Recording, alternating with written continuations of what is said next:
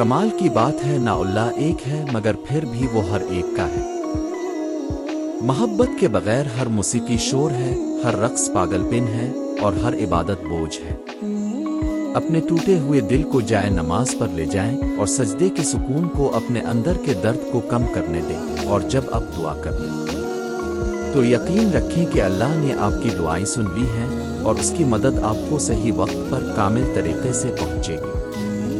ہماری اوقات صرف ایک سفید چادر ہے جس کو خود اوڑھنے کی ہمیں طاقت بھی نہ ہو۔ عطر سے کپڑوں کو مہکانا کوئی بڑی بات نہیں، مزہ تو جب ہے کہ کردار سے خوشبو آئے۔ تہجد کا وقت تھا، چند آنسو تھے، اندھیری رات تھی، میں تھی، اللہ کی محبت تھی، اور میں سجدے میں گر کر رونے لگی۔ روتے روتے کب اللہ نے مجھے سنبھال لیا، پتہ ہی نہیں چلا۔ اگر تم کسی شخص کو چھوڑ دو تو پھر اس کے لیے اپنی زبان گونگی اور آنکھیں اندھی کر دو۔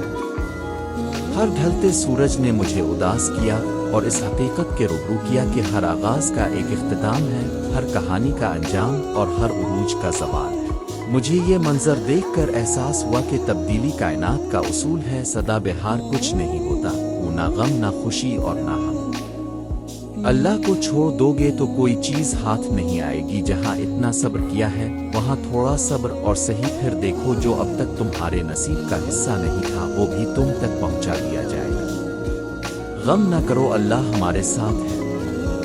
تم ایک ہار پہ اس کی فتح کو بھول گئے ہو جس سے اللہ نے تم کو ہمکنار کیا ہے۔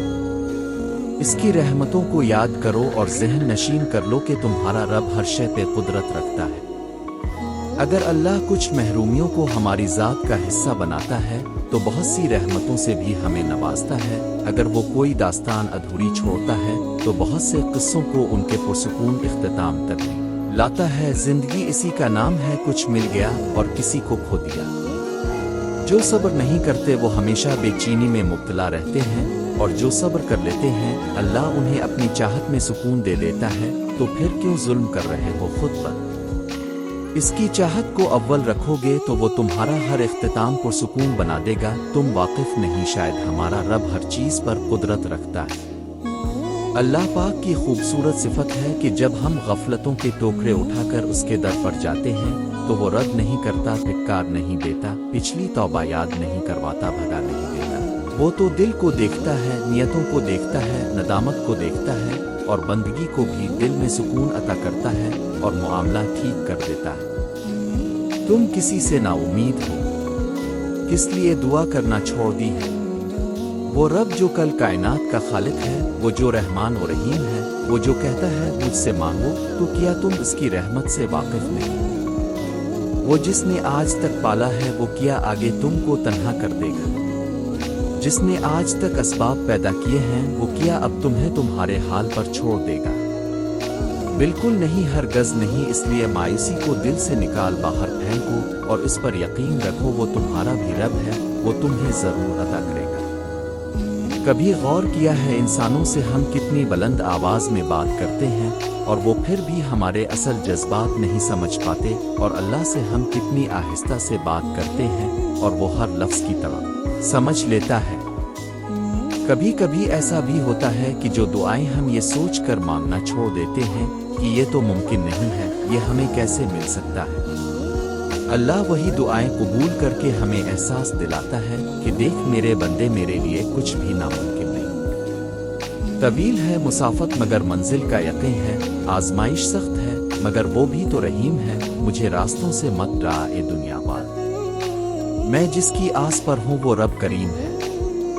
اللہ تعالیٰ کبھی بھی تمہیں بلاوجہ غم میں مبتلا نہیں کرتا، اور نہ ہی وہ تمہیں بنا مقصد کے یہاں تک لایا ہے۔ وہ اگر ان بے شمار لوگوں میں سے تمہیں دعا کی توفیق دے رہا ہے تو جان لو کہ وہ چاہتا ہے کہ تم اسے مناؤ اور وہ تم سے راضی ہو جائے۔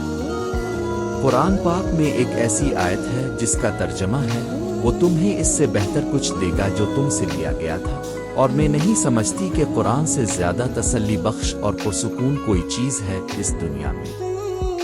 اللہ تو رات کو دن میں بدلنے پر قادر ہے، آپ کو کیا لگتا ہے کہ وہ آپ کے درد کو خوشی میں نہیں بدل سکتا؟ اور جو آپ مانگ رہے ہو اللہ سے، اگر وہ آپ کے حق میں بہتر ہے تو صبر رکھیں، وہ آپ کو ضرور عطا کیا جائے گا۔ परेशान नहीं हो, ये तकलीफ ये मुश्किलात कुछ वक्त की है, इसके बाद अल्लाह का करम होगा और ये मुश्किल वक्त राहत में बदल जाएगा। याद रखो, अल्लाह अपने बंदे को इसकी ताकत से ज्यादा तकलीफ नहीं देता। चेहरे पे परेशानी क्यों? दिल में सवाल क्यों? क्यों यकीन डगमगा रहा है? दिल को बताओ। जो अल्लाह यूसुफ को मिस्र का शहंशाह बना सकता है, यूनुस को मछली के पेट में आयत करीमा पढ़वा सकता है, मूसा की मदद के लिए समंदर को 2 हिस्सों में कर सकता है, वो तुम्हारी परेशानियों को खुशी में तब्दील करने की भी कुदरत रखता है। जर्रे जर्रे की खबर रखने वाला तुम्हें कैसे अकेला कैसे छोड़ सकता है? क्या आपको मालूम है कि फ़र्ज नमाज और तहज्जुद में क्या फ़र्क है? फ़र्ज नमाजों के लिए इंसान मनादी आज़ान देता है, फ़र्ज नमाजों के लिए निदा को सब इंसान सुनते हैं, जबकि तहज्जुद की निदा को बाज़ खुशबख्त इंसान सुनते हैं।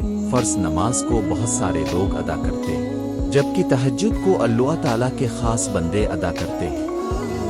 फ़र्ज नमाज की पुकार है हली अल सलातह, यानी वो आओ नमाज की तरफ, जबकि तहज्जुद के लिए पुकार है कोई मुझसे मांगने वाला, मैं इसको अता करूँ। ए अल्लाह, हमें फ़र्ज नमाजों के साथ तहज्जुद को भी अदा करने की मोहब्बत नसीब फरमा। आमीन। और खुदा अपने बंदे को बिखरने से पहले संभाल लेता है। नामुमकिन सिर्फ हमारे लिए होता है या हमें नजर आता है, लेकिन अल्लाह ताला के लिए कुछ भी नामुमकिन नहीं होता। वो बस कुन कहता है और हमारी मुश्किल आसान हो जाती और दुआ कबूल हो जाती है।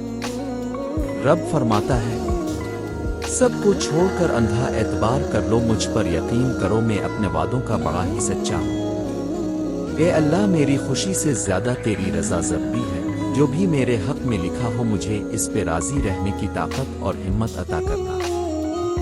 गम ना करो, ये दुनिया इसके रंगीन नज़ारे सब आर्जी हैं, चाहे कुछ हासिल हो ना हो, लेकिन हमेशा रहने वाली आखिरत की जिंदगी है। बस इसी की तमन्ना करो और अल्लाह के अहकामात की पैरवी करो। तुम ये सोच के धोखा देते हो कि इंसान ने नहीं देखा, लेकिन तुम ये भूल जाते हो इंसान को बनाने वाला देख रहा होता है। हजरत अली रजी अल्लाह अन्हु ने फरमाया, जो तुम्हारी खामोशी से तुम्हारी तकलीफ का अंदाजा ना कर सके, इसके सामने इजहार करना सिर्फ लफ्जों को ज़ाय करना है। इंसान का हर उज़्व अल्लाह पाक की अमानत है। ज़ुबान में अमानत यह है कि इंसान इसे झूठ, गीबत, चुगली और बदकलामी में इस्तेमाल ना करे।